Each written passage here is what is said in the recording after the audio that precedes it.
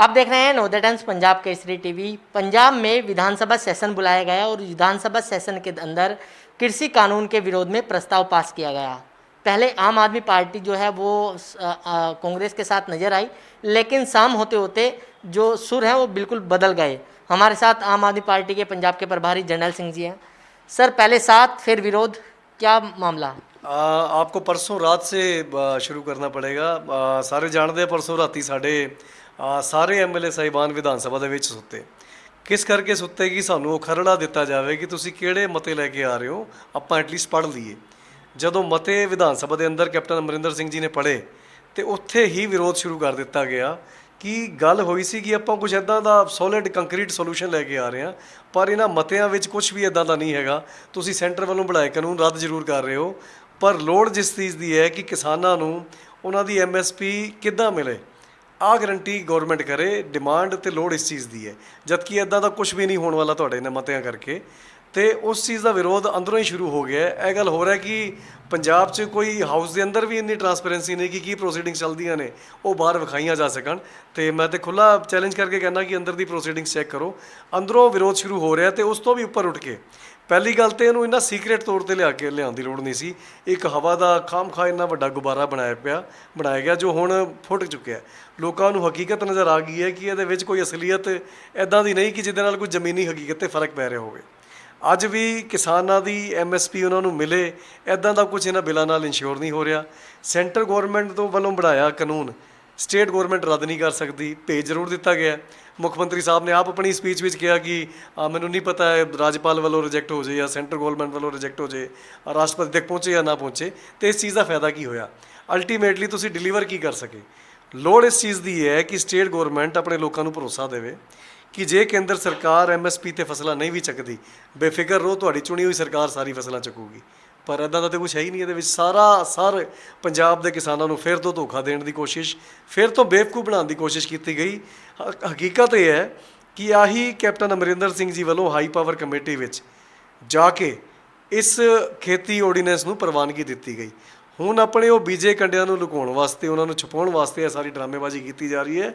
ਜਿੱਦਾਂ ਅਕਾਲੀ ਦਲ ਬਾਦਲ ਵੱਲੋਂ ਬੀਬੀ ਹਰਸਿਮਰਤ ਕੌਰ ਬਾਦਲ ਜੀ ਨੇ ਜਦੋਂ ਵੇਖ ਲਿਆ ਜੀ ਪੈਰਾਂ ਥੱਲੋਂ ਜ਼ਮੀਨ ਖਿਸਕ ਗਈ ਸਾਰੀ, ਕਿਸਾਨਾਂ ਨੇ ਪਿੰਡਾਂ 'ਚ ਵੜਨ ਤੱਕ ਤੇ ਪਾਬੰਦੀਆਂ ਲਾਤੀਆਂ ਤੇ ਅਸਤੀਫੇ ਦਾ ਨਾਟਕ ਕੀਤਾ, ਉੱਦਾਂ ਹੀ ਕੈਪਟਨ ਅਮਰਿੰਦਰ ਸਿੰਘ ਜੀ ਵੱਲੋਂ ਇਹ ਮਤੇ ਲਿਆਉਣ ਦਾ ਨਾਟਕ ਕੀਤਾ ਗਿਆ, ਜਿਹਦੀ ਹਕੀਕਤ ਵਿੱਚ ਕਿਸਾਨਾਂ ਦੀ ਸਹੂਲੀਅਤ ਵਾਸਤੇ ਜਿਹਦਾ ਕੋਈ ਕੰਮ ਨਹੀਂ ਆਉਣਾ ਕਿਸੇ ਨੇ।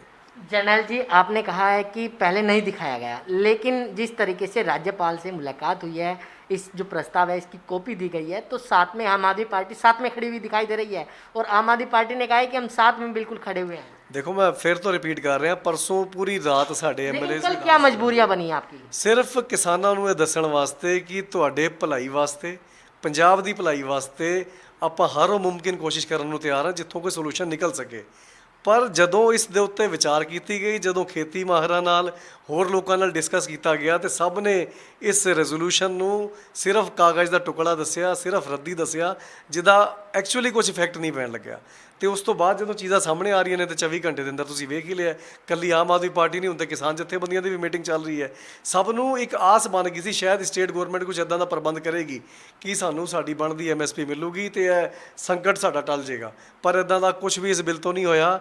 ਕੈਪਟਨ ਸਾਹਿਬ ਨੂੰ ਮਾਫੀ ਮੰਗਣੀ ਚਾਹੀਦੀ ਹੈ ਸਭ ਤੋਂ ਪਹਿਲਾਂ ਉਹ ਬੀਜੇ ਕੰਡਿਆਂ ਵਾਸਤੇ ਕਿ ਹਾਈ ਪਾਵਰ ਕਮੇਟੀ ਵਿੱਚ ਤੁਸੀਂ ਪ੍ਰਵਾਨਗੀ ਕਿਉਂ ਦਿੱਤੀ, ਤੇ ਫਿਰ ਕਿਸਾਨਾਂ ਨੂੰ ਸਿਰਫ ਧੋਖਾ ਦੇਣ ਵਾਸਤੇ ਤੁਸੀਂ ਸੈਸ਼ਨ ਵੀ ਸੱਦ ਲਿਆ ਪਰ ਨਿਕਲਿਆ ਉਹਦੇ ਵਿੱਚੋਂ ਵੀ ਕੁਝ नहीं।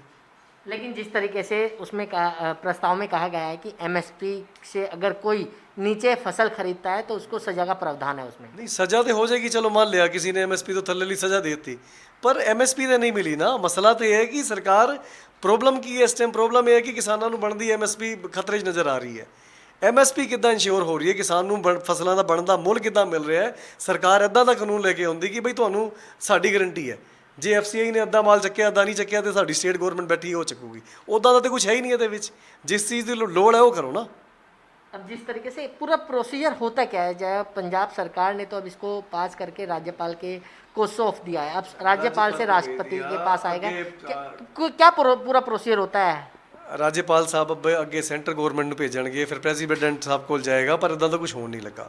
ਬੀਜੇਪੀ ਦੇ ਲੀਡਰਸ ਦੀ ਓਪਨਲੀ ਸਟੇਟਮੈਂਟ ਆ ਗਈ ਕਿ ਸਾਡਾ ਸਟੈਂਡ ਬਿਲਕੁਲ ਚੇਂਜ ਨਹੀਂ ਹੋਣ ਲੱਗਾ, ਆਪਾਂ ਆਪਣੇ ਸਟੈਂਡ 'ਤੇ ਖੜ੍ਹੇ ਹਾਂ।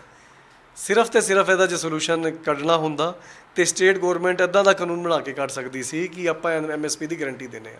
ਜੇ ਸੈਂਟਰ ਗਵਰਨਮੈਂਟ ਨਹੀਂ ਚੱਕੂਗੀ ਤੇ ਪੰਜਾਬ ਸਰਕਾਰ ਸਾਰੀ ਐਮਐਸਪੀ ਤੇ ਮਾਲ ਕਿਸਾਨਾਂ ਦਾ ਫਸਲਾਂ ਚੱਕੇਗੀ। अब मांग भी उठने लगी है कि दिल्ली में भी ये जो प्रस्ताव है इसका विरोध करना चाहिए, इसको एक विधानसभा सेशन बुलाना चाहिए। ਦਿੱਲੀ ਦੇ ਕਿਸਾਨ ਖੁਸ਼ਕਿਸਮਤ ਨੇ।